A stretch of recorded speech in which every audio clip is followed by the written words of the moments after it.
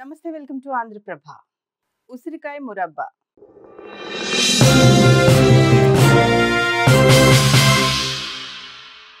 Seasonal వైజ్గా ఉసిరికాయలు ఎక్కువగా వస్తూ ఉంటాయి వింటర్ సీజన్లో. ఉసిరికాయలతో తయారు చేసే టేస్టీ అండ్ హెల్తీ రెసిపీ గురించి తెలుసుకుందాం.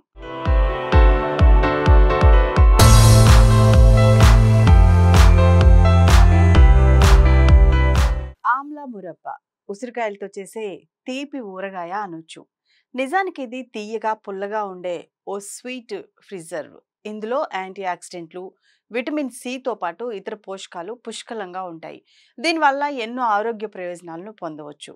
మన జీర్ణక్రియను మెరుగ్గా ఉంచుతుంది. ఇందులో ఎక్కువగా ఉండే విటమిన్ సి కంటెంట్ రోగనిరోధక శక్తిని పెంచడంలో సహాయపడుతుంది. అలాగే జుట్టు కుదుళ్లను బలోపేతం చేస్తుంది, జుట్టు రాలటాన్ని తగ్గిస్తుంది. ఈ ఆమ్లా మురబ్బాను క్రమం తప్పకుండా తీసుకోవడం వల్ల కంటి చూపు మెరుగుపడుతుంది. అంతేకాదు చర్మ ఆరోగ్యానికి కూడా చాలా మంచిది.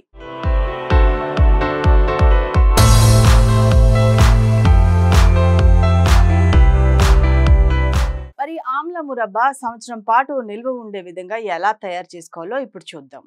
ముందుగా ఉసిరికాయల్ని శుభ్రం చేయాలి. తరువాత నీటిలో కాస్త ఉప్పు వేసి శుభ్రం చేయాలి.